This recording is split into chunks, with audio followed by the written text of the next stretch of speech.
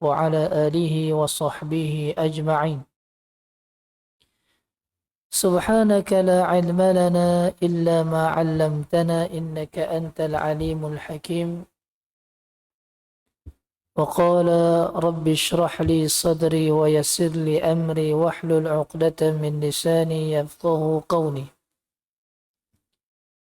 اللهم صل على سيدنا محمد الفاتح لما أغلق والخاتم لما سبق ناصر الحق بالحق والهادي إلى صراطك المستقيم صلى الله عليه وعلى آله وصحبه حق قدره ومقداره العظيم. أعوذ بالله من الشيطان الرجيم. بسم الله الرحمن الرحيم. بسم الله رب العظيم والرسول الكريم والملائكة مقربين.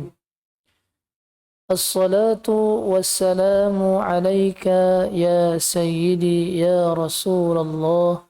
خذ بيدي قلت حيلتي أدركني. لا إله إلا الله وحده لا شريك له. له الملك وله الحمد وهو على كل شيء قدير. Alhamdulillah, semua alhamdulillah, kita merafakkan setinggi-tinggi kesyukuran kepada Allah Subhanahu Wa Taala. Pada malam yang bahagia ini Allah Ta'ala pertemukan kita dalam rumah Allah. Salawat dan salam kepada junjungan Nabi kita Muhammad sallallahu alaihi wasallam. Mari sama-sama untuk kita niat i'tikaf dalam masjid. Bismillahirrahmanirrahim. Nawaitu an i'tikafa fi hadzal masjid lillahi ta'ala. Mudah-mudahan dengan niat i'tikaf tadi Allah Ta'ala kurniakan kepada kita pahala selagi mana kita berada dalam masjid ini, insya-Allah. Amin. Insya-Allah malam ni kita sambung pengajian kitab Mastika Hadis Baginda Rasulullah sallallahu alaihi wasallam, muka surat 122.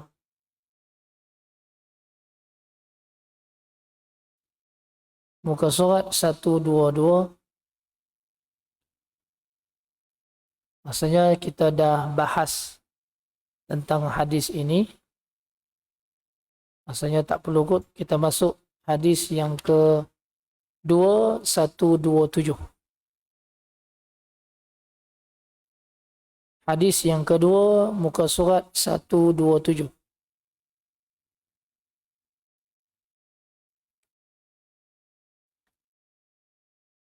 قال المصنف رحمه الله تعالى ونفعنا بعلومه وبركته في الدارين آمين يا رب العالمين.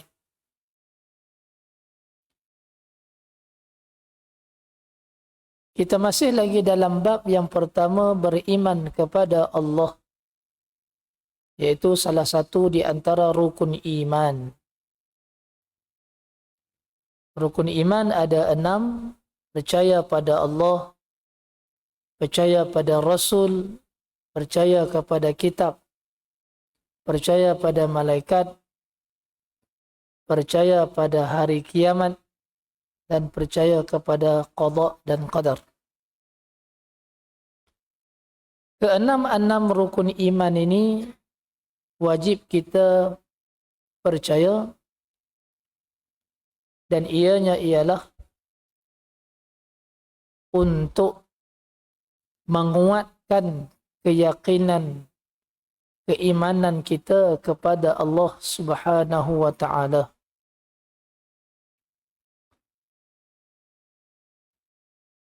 Bila sebut tentang iman, maksudnya percaya.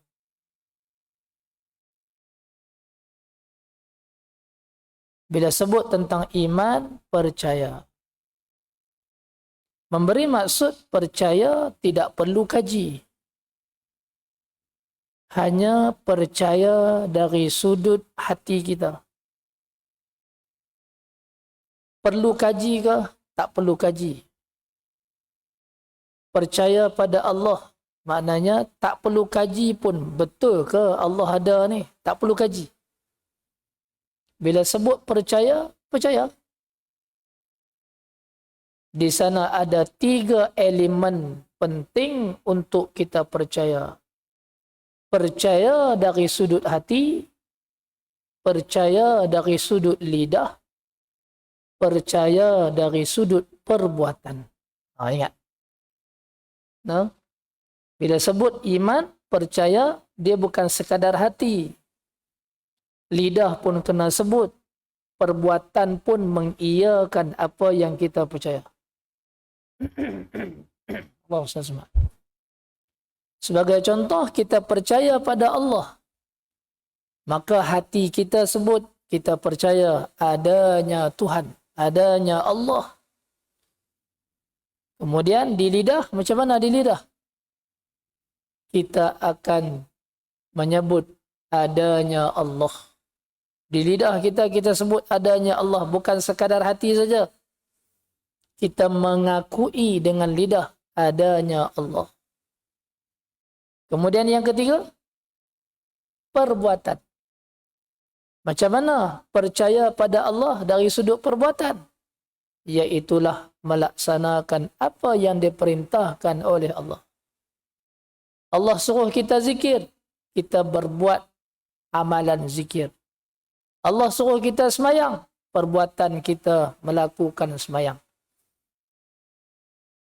Percaya pada perbuatan itu, melalui sudut perbuatan itu datang daripada percaya juga pada lidah, percaya juga daripada sudut hati kita. Jadi 3 elemen ini kita perlu tahu bagaimana untuk kita nak menterjemahkan kepercayaan kita. Bila sebut tentang kepercayaan, tidak akan ada orang lain yang mampu merungkaikan. Bila sebut tentang akidah, itu adalah memberi maksud ikatan. Ikatan kepercayaan kita pada Allah takkan boleh orang rungkai. Ikatan akidah sama tak dengan ikatan tali yang kita ikat. Ikatan tali yang kita ikat dengan ikatan akidah, walaupun ikatan yang sama tetapi berbeza. Ikatan tali yang orang ikat, siapa-siapa pun orang lain boleh merungkaikan. Boleh buka. Dia ikat macam mana pun boleh buka. Orang lain boleh buka. Ikatlah sampai 10 kali, simpulan pun akhirnya dia datangkan dengan pisau, dia takek, putus. Tapi berbeza dengan tali akidah, ikatan akidah. Allah SWT. Ikatan akidah tidak mampu orang lain merungkaikan kecuali dia sendiri murtad. Kecuali dia sendiri keluar daripada Islam, dia telah merungkaikan ikatan akidah dia. Jadi samalah kepercayaan kita pada Allah ini, takkan boleh orang torture kita, takkan boleh orang mempengaruhi kita kalau kita betul-betul benar percaya adanya Tuhan. Takkan boleh orang yang lain kata tak ada Tuhan, kita takkan percaya. Nak boleh teratur tuan-tuan, perlukan kepada ilmu. Mari malam ni kita nak tengok apa ilmu yang perlu kita tahu untuk meneguhkan iman kita pada Allah. Baik. Kita masuk hadis yang kedua. Betul ya? Hadis kedua ya? Hadis pertama dah baca dah itu kan? Ke syarah ta'bih. Sama kan? Kita dah baca dah hadis pertama itu. Baik, kita masuk hadis kedua, muka surat 127. Haddatsana 'an Ibn Abbas radhiyallahu anhuma 'anil Nabi sallallahu alaihi wasallam qala tafakkaru fi kulli shay'in wa la tatafakkaru fi dhatillah. Diceritakan kepada kita daripada Sayyiduna Ibnu Abbas radhiyallahu anhuma, daripada Nabi kita Muhammad sallallahu alaihi wasallam.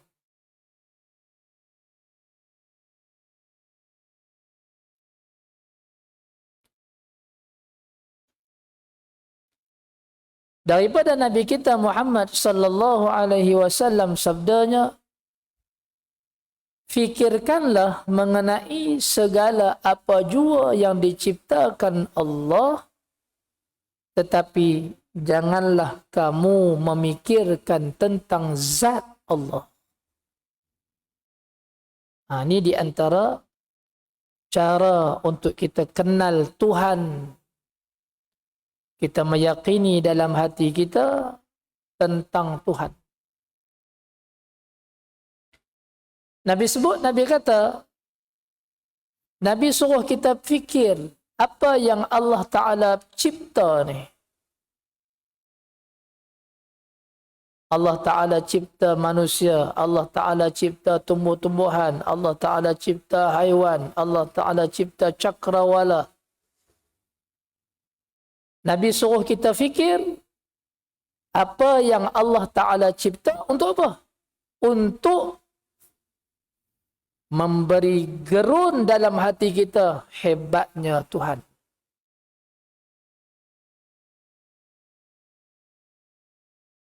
Nabi kita Muhammad sallallahu alaihi wasallam,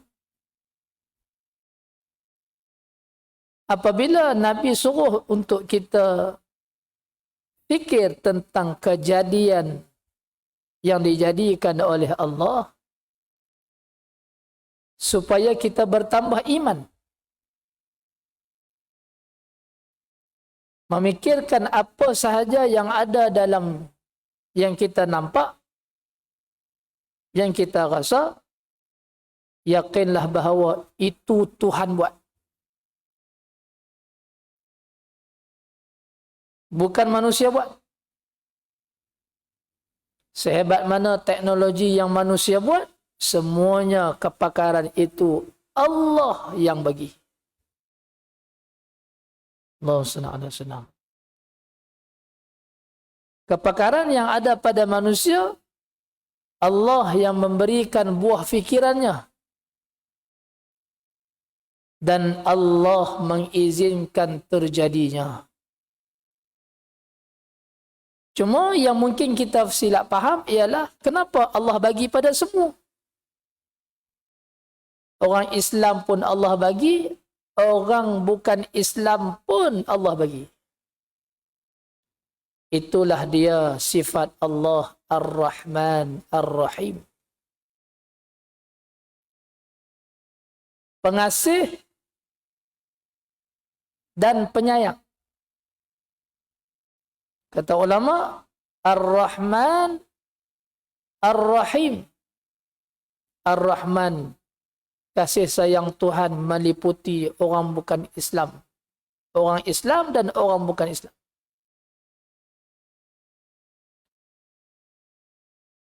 Kata ulama, Ar-Rahim, diberi lebih lagi kepada orang Islam. Ada orang Islam kaya? Ada. Orang bukan Islam kaya? Pun ada.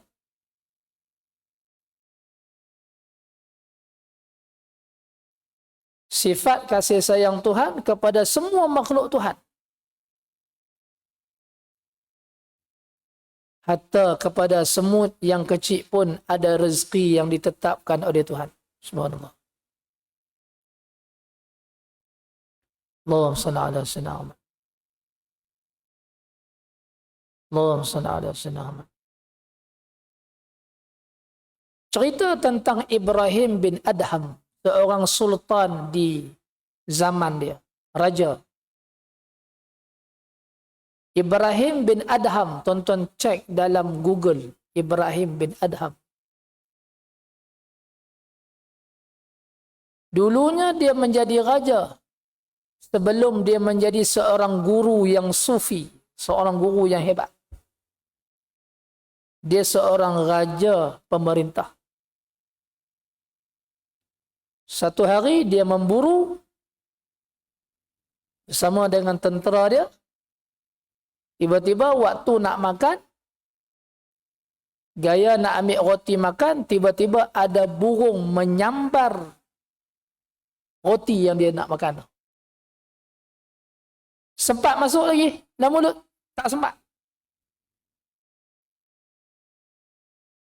Ibrahim bin Adham seorang raja. Mungkin saja dia rasa malu.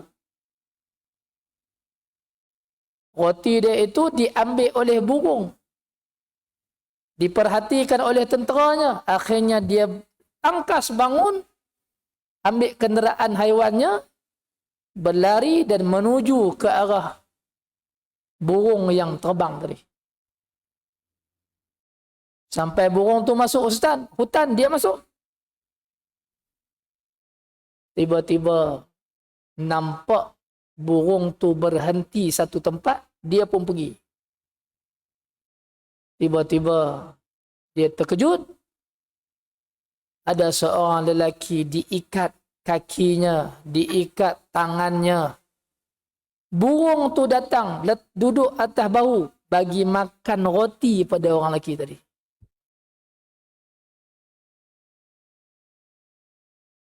Walaupun seseorang itu diikat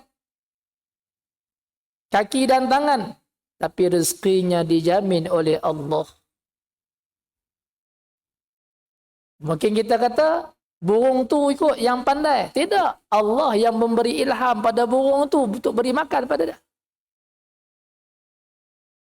Cerita ni panjang lah. Sehingga selepas pada tu, dia nak belajar tentang tasawuf. Akhirnya, Ibrahim bin Adham menjadi seorang syekh yang terkenal dalam bidang tasawuf.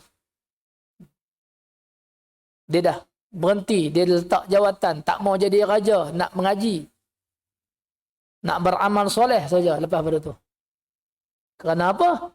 Kerana mungkin saja peristiwa tadi itu mengingatkan dia tentang walaupun engkau raja, engkau tak mampu nak sekat rezeki ataupun tak mampu nak dapat rezeki yang mungkin saja kamu banyak duit, kamu boleh makan. Tidak. Kalau bukan rezeki kamu, bukan. Allah SWT. Jadi tindakan Syekh Ibrahim bin Adham ini sebenarnya dia memikirkan tentang kejadian Tuhan. Ini Nabi sebut, tafakkaru fi kulli syai'in.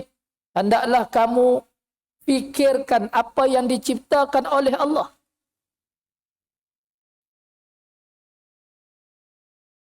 Dan Allah Ta'ala cipta, Allah Ta'ala jadikan dalam dunia ni macam-macam ragam.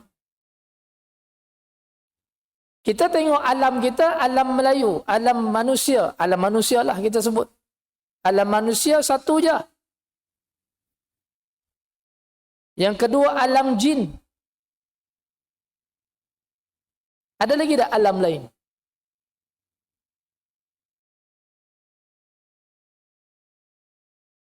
Saya ingin menarik perhatian tuan-tuan, dalam kitab Ibnu Katsir menyebut ada 6,000 alam dalam dunia ni. 6,000 alam. Jadi saya menakalkan apa yang disebut oleh dalam tafsir Ibnu Katsir je. Itu je. Kalau tuan-tuan minta saya buktikan, saya pun tak pandai. Tapi saya nakal daripada kitab. Kalau 6,000, agak-agak kita boleh kira. Alam manusia, alam jin, alam haiwan, alam ikan, alam tumbuh-tumbuhan. Alam apa lagi? Alam barzakh, alam rahim, alam apa lagi? Kalau boleh kira pun 40 tak sampai kot. Ni 6,000. Macam mana Allah Ta'ala jadikan dunia makhluk ni? Wallahualam. Hatta yang kita nampak, bukan itu sahaja yang ada. Yang kita tak nampak pun ada. Dah faham tak ya? Apa yang kita nampak itu ada. Yang kita tak nampak pun ada. Dalam ilmu Tuhan. Sebagai contoh, Nabi pernah sebut. Nabi pernah sebut, malaikat, ada satu malaikat diarahkan untuk mencari majlis ilmu.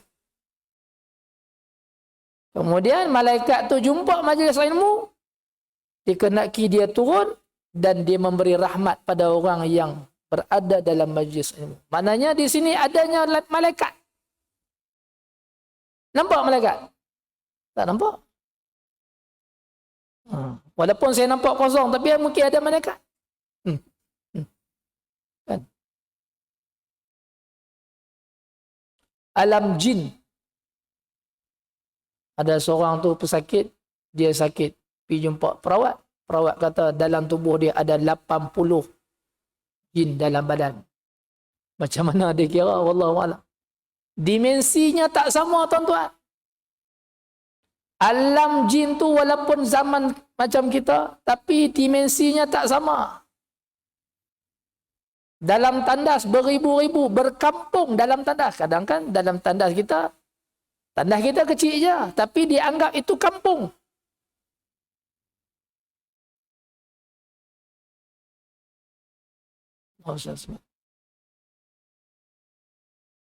Benda nampak tak? Tak nampak. Dalam kubur, Nabi sebut, siapa-siapa yang beriman pada Allah, tanah kubur tu panggil, wahai orang yang beriman, masuklah dalam ku ini, aku akan layan kamu sebaik-baiknya. Aku akan luaskan kubur kamu sejauh mata memandang. Ini disebut dalam hadis. Orang beriman, gaya dia nak masuk dalam kubur dia lahat, tanah tu cakap. Cuma kita aja tak dengar.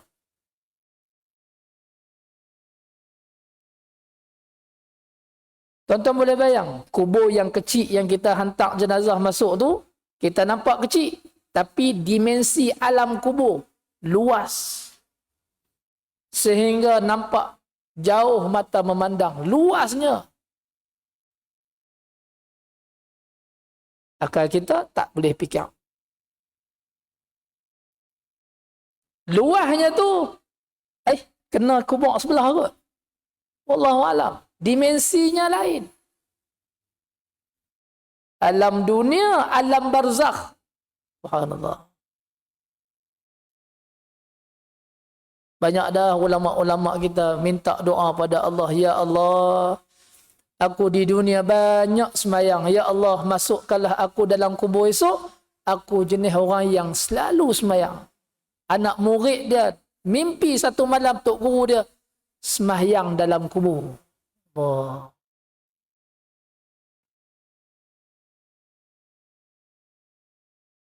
Ni kita tak boleh nak faham. Tapi kita fikir, macam ni nak Allah buat. Nak bagi kita faham dan tahu Allah Maha Besar. Allah. Tak tahu perkataan kita nak cakap. Berbalik pada diri kita, bagaimana untuk kita tunduk dan patuh pada semua arahan Tuhan. Kita nak keluar, nak pergi mana-mana, kita fikir, ya Allah, kenderaan yang Engkau bagi pada aku ni, ada waktu dia sihat, ada waktu dia sakit. Sebab tu ada doa. Subhanallazi sakhkhara lana hadza wa ma kunna lahu muqrinin wa inna ila rabbina lamunqalibun. Minta pada Allah supaya kenderaan ini yang kita naik selamat. Jadi apa saja yang kita buat, semua kita fikir tentang kejadian Tuhan. Dan Nabi kata, wala tatafakkaru fi zatillah, tetapi janganlah kamu memikirkan tentang zat Allah. Apa maksud zat Allah? Allah tu macam mana?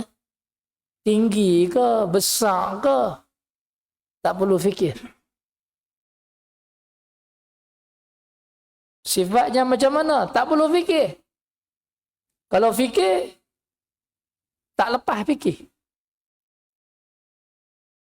Allah SWT.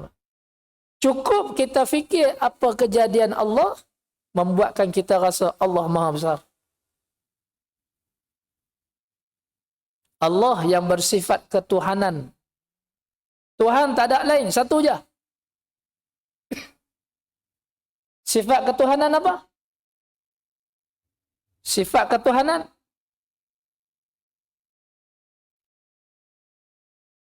iaitulah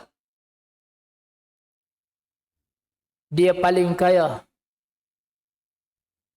tak berhajat kepada sesuatu, dan yang kedua, dia dihajati oleh sesuatu.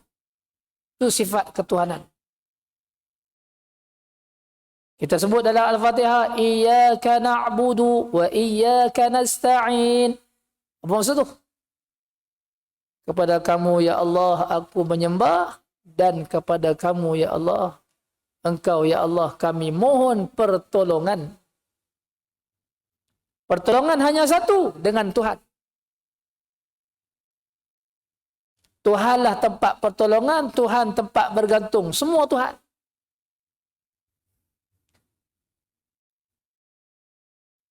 Kita dituntut untuk baca surah Al-Fatihah setiap hari. Malah setiap hari 17 kali. 17 rakaat. Subuh, zuhur, asar, maghrib, isyak. 17 rakaat. 17 rakaat, 17 surah Al-Fatihah. Surah Al-Fatihah iaitu surah tentang Tauhid. Bagaimana nak memahami dalam diri kita, senantiasa kita minta pada Tuhan. Iyyaka na'budu wa iyyaka nasta'in. Kepada Engkau kami sembah, kepada Engkau kami minta tolong. Yang lain tak layak minta tolong. Tak layak. Manusia tak layak minta tolong. Yang layak kita minta tolong siapa? Allah. Mungkin saja kita boleh tukar. Seseorang tu merayu-rayu minta tolong pada seseorang. Cuba tukar. Selepas pada ni merayu-merayu pada Allah atas tingkap sejadah.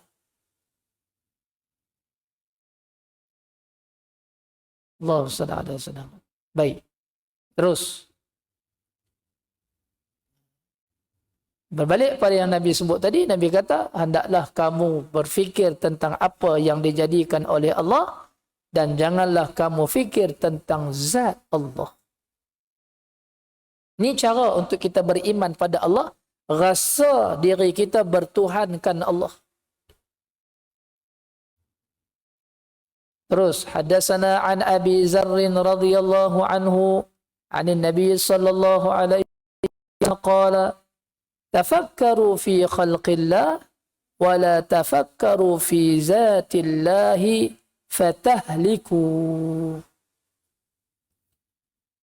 Diceritakan kepada kita daripada Sayyiduna Abu Zar radhiyallahu anhu, daripada Nabi kita Muhammad sallallahu alaihi wasallam, sabdanya, fikirkanlah mengenai segala makhluk Allah, dan janganlah kamu memikirkan tentang zat Allah, kerana yang demikian menyebabkan kamu binasa dalam kesesatan. Kalau kita fikir, kalau seseorang tu fikir tentang zat Allah, sampai tak boleh nak fikir, akhirnya boleh jadi gila, boleh jadi sesat. Na'udzubillah min zalik. Sebab itu kita dituntut untuk percaya saja, tak perlu kaji. Bila sebut beriman, percaya. Cukup. Itulah akidah. Percaya kita sebut tadi apa? 3. Hati, lidah, perbuatan. Cukup.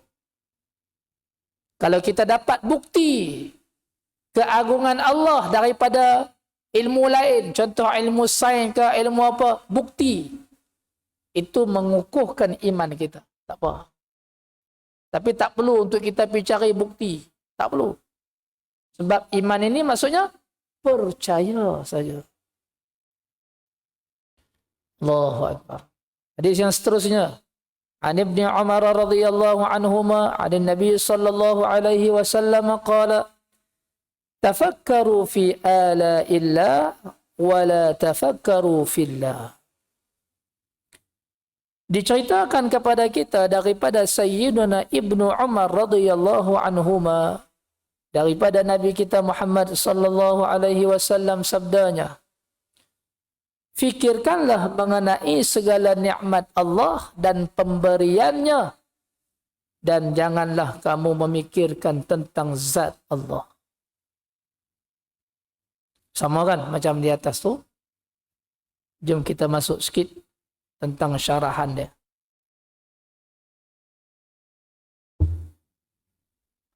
Dalam bab tauhid ni saya nak baca syarahan dia satu persatu.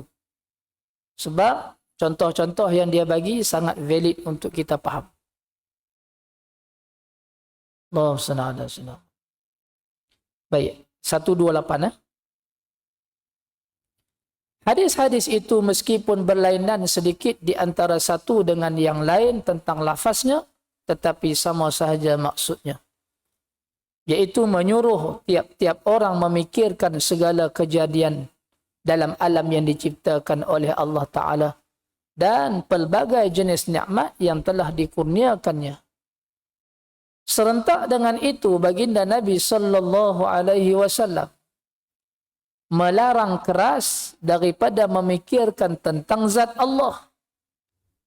Kerana yang demikian bukan sahaja tidak dapat dicapai oleh akal fikiran, bahkan akan menjerumus orang yang melakukannya dalam kesesatan.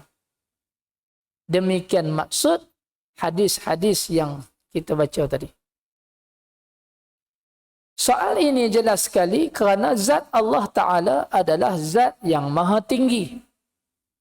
Tidak dapat diketahui hakikatnya oleh akal yang memang terbatas kemampuannya. Oleh itu hal ini tidak menjadi masalah dan tidak patut dijadikan satu perkara yang dimuskilkan. Kerana soal kita tidak mengetahui hakikat sesuatu. Kita sebut pasal malaikat tadi pun kita tak tahu pun hakikat sesuatu malaikat tu macam mana. Kita tak tahu. Apatah lagi kita nak fikir tentang Tuhan. Tidak menjadi hal asalkan kita dapat mengetahui sifat-sifatnya dan faedah-faedah yang dapati daripada sesuai dengan keperluan kita. Misalnya tenaga elektrik dan besi berani. Yang kita sentiasa menggunakannya dan mengambil faedah daripadanya. Tidak diketahui hakikatnya dan ahli sains sendiri tidak juga mengetahuinya dan tidak pernah mereka menjelaskan hakikatnya kepada kita.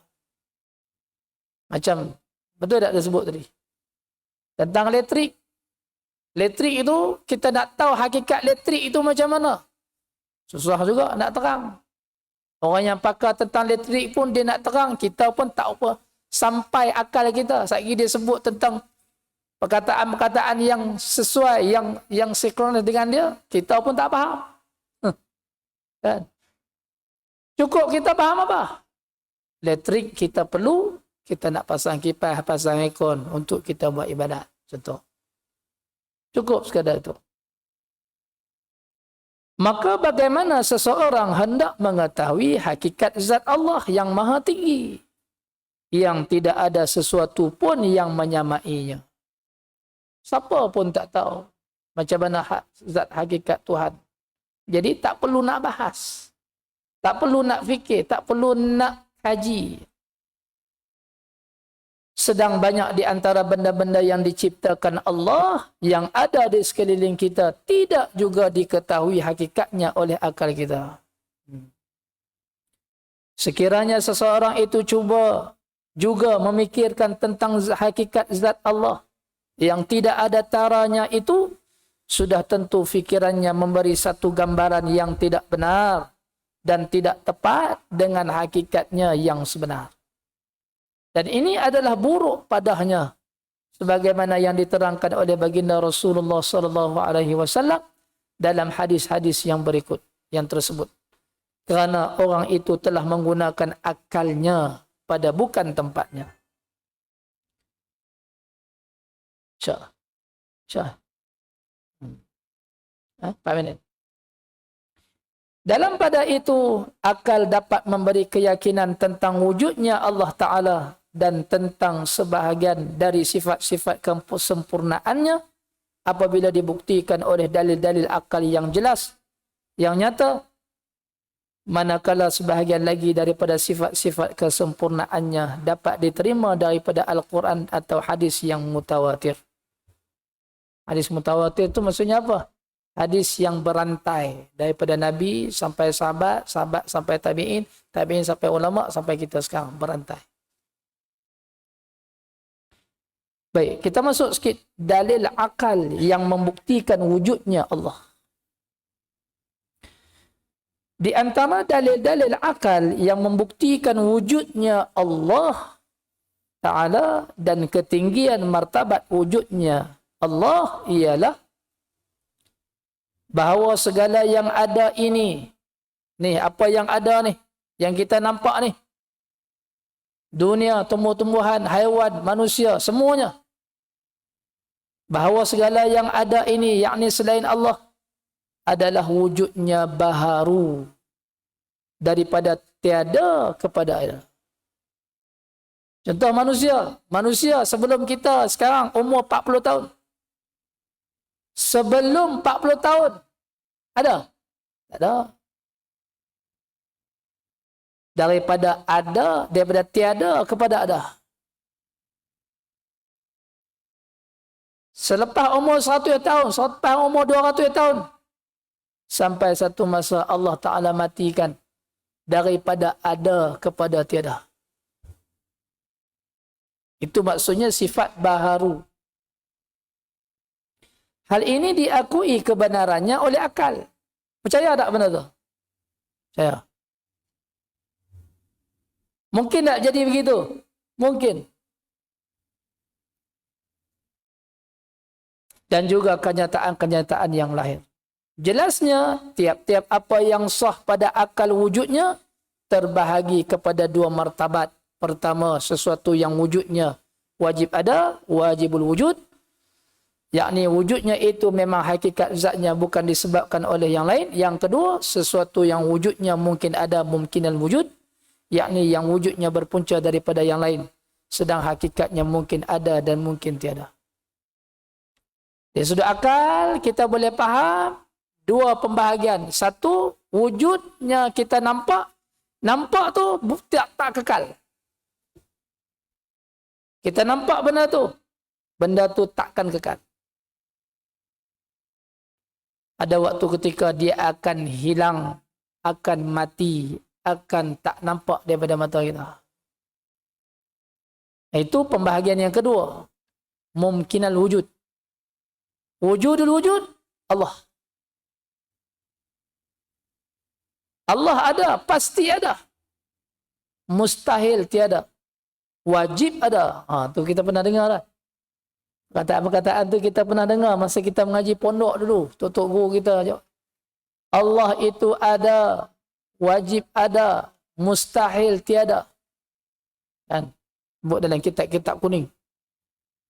Dah masuk dah? Syak? Belum? 9 lagi. Baik. Apabila telah sabit bahawa wujud martabat yang kedua ini baharu daripada tiada kepada ada dan wujudnya itu disebabkan oleh orang lain, macam manusia lah. Wujudnya kita sebab adanya mak ayah kita. Allah yang bagi kita wujud. Maka sudah tentu ada penciptanya yang maha tinggi. Yang cipta kita, siapa? Allah. Yang maha tinggi martabat wujudnya, iaitu zat yang wajibul wujud. Dan sudah tentu pula bahawa tiap-tiap yang baharu wujudnya sentiasa berhajat kepada pemberi wujudnya itu. Dalam setiap saat, kerana sifat berhajatnya itu adalah suatu sifat yang tak dapat dipisahkan dari hakikatnya. Wallahu alam, kita beri lalun azan insyaAllah. Bismillahirrahmanirrahim. Sekali lagi insyaAllah. Kita masih lagi bincang tentang bagaimana untuk kita nak buktikan Allah itu wujud ataupun tidak dengan cara memahami apa yang kita nampak itu ada yang sebelumnya tiada. Siapa yang bagi ada? Allah. Itu. Begitu juga seseorang itu bila dah ada, dia tetap nakkan kepada penciptanya. Macam contoh kita. Macam contoh seseorang suami dan isteri nak dapat anak. Kahwin 5-6 tahun, 10 tahun tak dapat anak. Minta doa sungguh-sungguh pada Allah supaya Allah beri anak. Datanglah cara macam ni, cara macam tu, ubat ni, ubat tu, urut ni, urut tu. Hakikatnya semua kejadian tu Allah yang bagi. Akhirnya dapat anak. Jadi ada yang hak kita nampak ni. Hak kita nampak ni ialah walaupun dia dah ada, tetapi dia tetap berhajat kepada penciptanya, Tuhan. Allah SWT. Tegasnya sebagaimana tiap-tiap yang baharu itu berhajat kepada pemberi wujudnya dari tiada kepada ada, ia juga berhajat kepada pemberi wujudnya itu untuk mendapat bantuan bagi meneruskan wujudnya. Tetap kita nak makan, nak tambah tenaga untuk terus hidup. Mengharap pada apa? Dengan sebab kita baca bismillah, kita mengharap pada Tuhan, moga Allah Ta'ala bagi kita sihat dalam keadaan selepas kita makan. Tetap hakikat perlukan bantuan, perlukan hajat dengan Tuhan. Tak ada siapa yang boleh berdiri atas kaki dia sendiri, melainkan semuanya dibantu oleh Tuhan. Allah SWT. Rasa yakin kan naik motor, naik kereta boleh sampai rumah malam ni? Rasa yakin? Ni nak balik masjid ni. Nak balik rumah. Daripada masjid, naik motor, naik kereta. Yakinkah sampai rumah? Belum tahu. Sebab tu perlu kita ada pengharapan dengan Tuhan. Setiap waktu ada pengharapan dengan Tuhan. Ya Allah, bagilah sampai rumah. Jadi kita manusia yang berhajat. Sebab itu kata Tok Guru, kalau dalam satu hari kita tak pernah rasa hajat kita dengan Tuhan, sebenarnya kita dah lupa tanggungjawab kita hamba pada Tuhan. Bukan sekadar kita sembahyang sunat hajat 2 rakaat sehari-hari, tapi kita nak cakap, kita nak sebut dalam hati kita, kena rasa sedar bahawa setiap masa kita perlu bergantung dengan Tuhan. Allah. Makan belum tentu kenyang. Makan kenyang belum tentu sihat.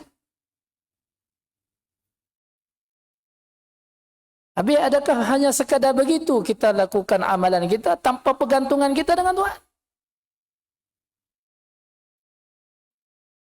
Kita semayang, belum tentu Allah Ta'ala terima amalan kita. Kita semayang, belum tentu kita rasa khusyuk dengan Tuhan. Perlu ada pengharapan, ada rasa raja dalam semayang, rasa pengharapan.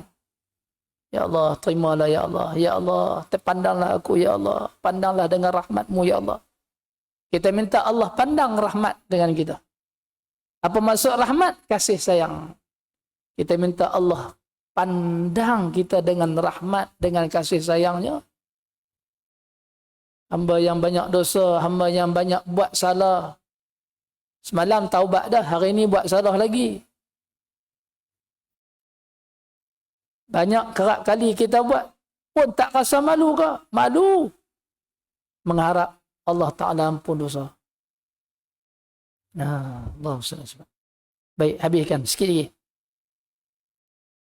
Dengan itu nyatalah bahawa hakikat sesuatu yang mungkin wujudnya tak dapat sama sekali dengan hakikatnya itu memberi atau menerbitkan sebarang kesan pun, dan juga tak dapat menerima wujudnya daripada sesuatu yang sama dengannya tentang keadaan mungkin wujudnya. Dengan demikian sudah tentu punca bagi menerbitkan sebarang kesan dan mengadakan segala yang ada hanyalah zat Allah Subhanahu wa ta'ala yang wajibul wujud. Tu kita duk dengar tu sebut tentang wajibul wujud. Wajibul wujud tu kita ni wujud. Wajibul wujud pencipta kita Allah. Tu nak faham bagi mudah. Wujud kita wujud juga, tapi wujud mungkin wujud. Mungkin tak wujud. Sebab sampai satu ketika kita tak wujud, mati. Allah wajibul wujud. Bila sebut wajibul wujud, maka dia tidak ada permulaan. Dia tidak ada sebelumnya tiada, jadi ada. Dia tak akan jadi begitu. Dia tetap kekal. Dulunya ada, sampai sekarang ada. Dan dia tak jadi macam kita. Ada kepada tiada. Wajibul wujud tetap ada. Sampai bila-bila.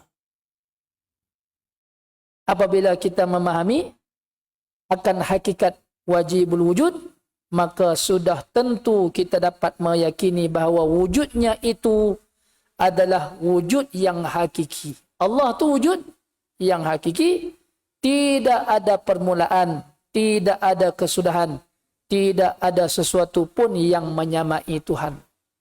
Itulah dari sudut akal yang membuktikan wujudnya Tuhan. Malam ni kita sebut tentang wujudul wujud dengan mumkinul wujud. Belajarlah sikit-sikit tuan-tuan perkataan Arab tu. Ya. Mudah-mudahan memberi manfaat dan kita faham tujuan asal kita diciptakan daripada tiada kepada ada. Kita dilahirkan. Satu hari ada kepada tiada.